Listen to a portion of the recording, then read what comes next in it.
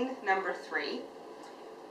You should have a good understanding thus far on the financial communication that needs to happen in the office, as well as the payment plans that you're responsible for.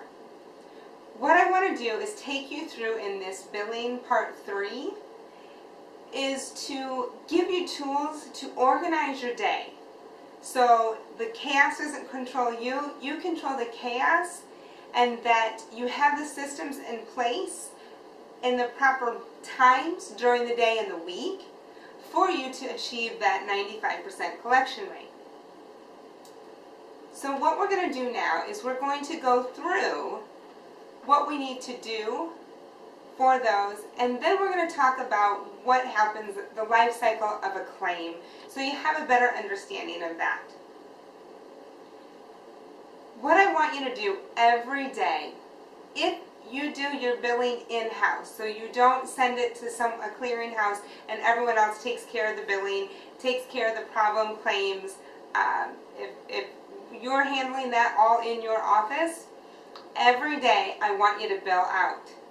And I want you to do this for you to be able to, again, organize that chaos. You need to be in control of it. If a patient comes in on Monday and something isn't quite right with their claim, and they're in Monday, Wednesday, and Thursday, and we just bill out once a week, and that's Friday.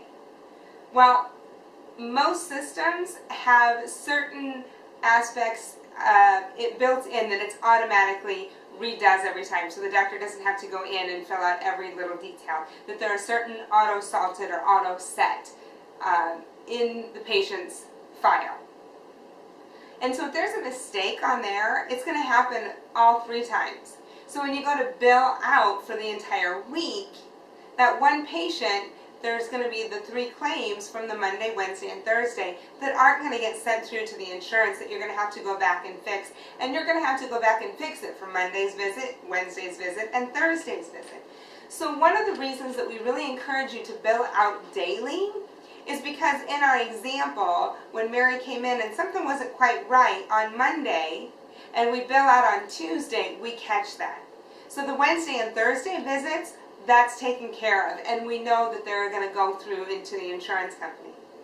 When we bill daily, the other reason I want you to do that is because then when we're on top of our billing, then we get paid on a faster basis.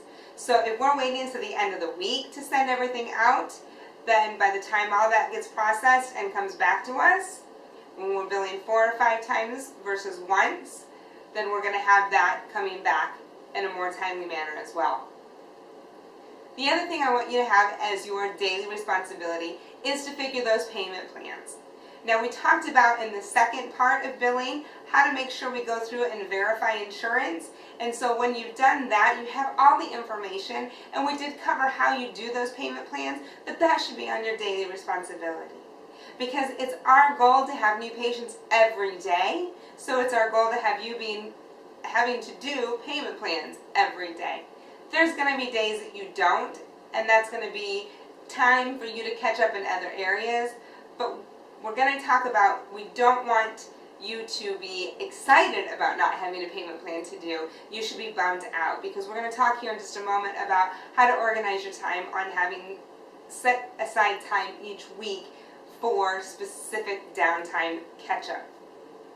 And then the third thing, which keeps the business going and keeps the paychecks rolling in, is making sure that you are taking any payments, that you're posting insurance checks, that patients that are on a 3 times in that initial care plan, that you're processing their auto draws or that their credit cards are being processed, that those things are happening on a daily basis so that the funds are coming in. And again, when you are keeping up on a daily basis, it's one more step to ease to that 95% collection rate.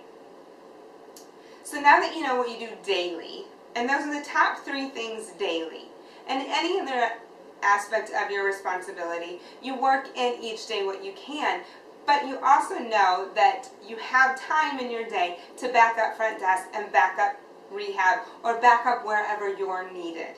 So you know how to organize your day on what needs to be done, that has to be done in billing, and when and where to do those throughout the day so that you're there for your teammates.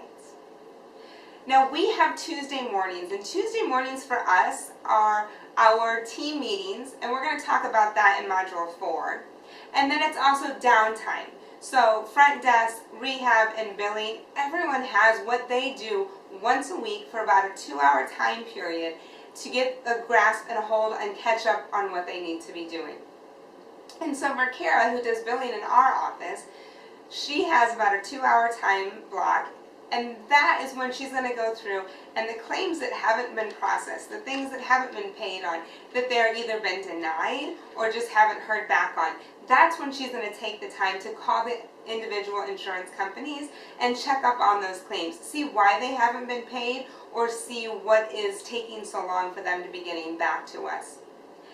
And we don't have a high personal injury or work comp or PI caseload, but those are something that aren't billed out every day because they're usually going to a third party that is a State Farm or an American Family or a corporation's particular work comp insurance. And so those we're going to just do on a weekly basis. And keep up on those. There are some individual insurance companies like a State Farm or something to that effect that sometimes they want it once a week, twice a week, once a month. Everyone has a little bit different way that they want those billed out, and that's why instead of trying to do that daily, that we just look at work comp and PI once a week, and then we know what each individual case needs and what attention it needs, or if there's notes that need to be followed up on, if there's any lawyers that need to be called, anything that has to be done that's specific to those types of cases in our office, we're going to do on a Tuesday morning. So now that you know how to take your day and organize it and how to take your week and organize it, if you are brand new to billing and if you do billing in your office, I want to take a few moments and just explain to you the life cycle of a claim.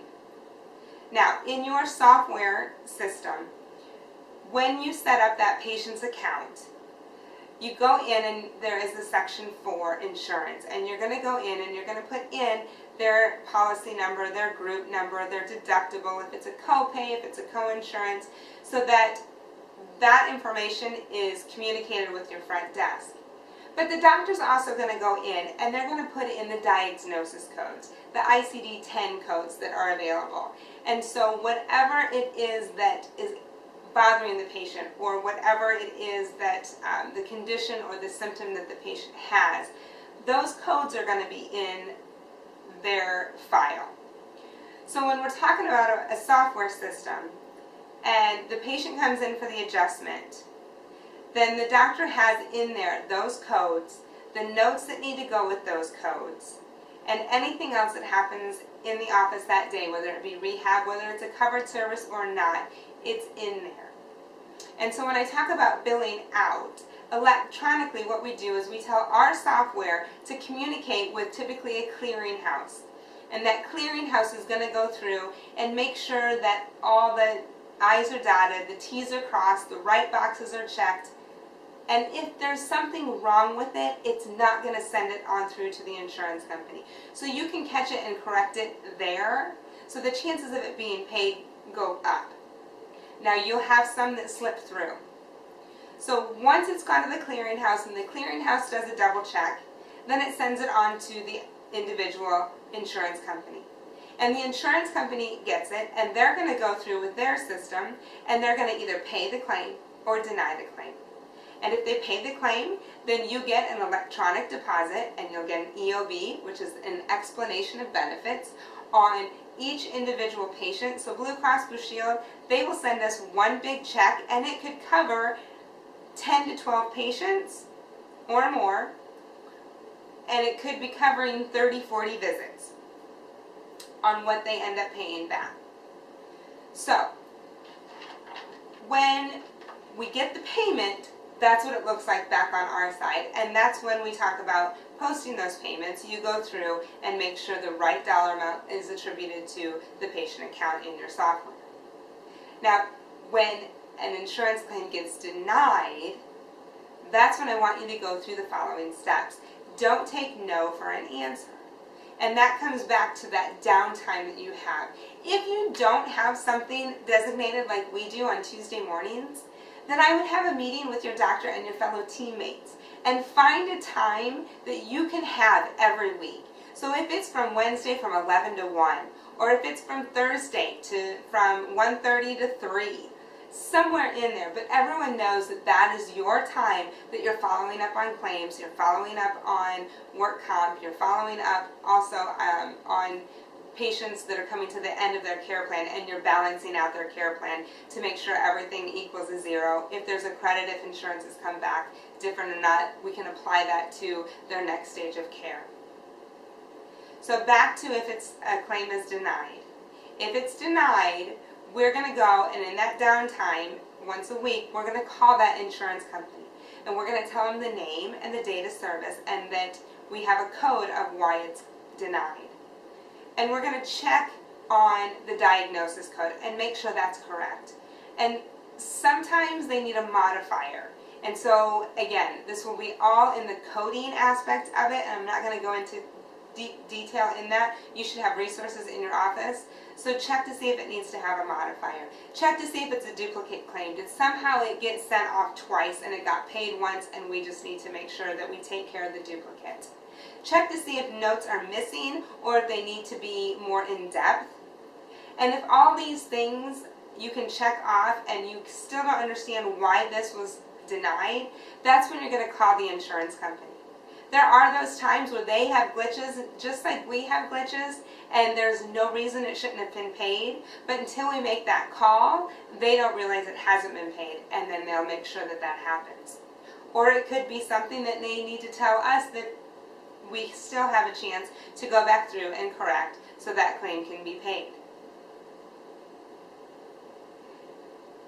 When we follow these steps of organizing our time, understanding the life cycle of a claim and how to follow up on them, when to follow up on them, we have the ability to take a lot of the stress and the pressure of a 95% collection rate off the table.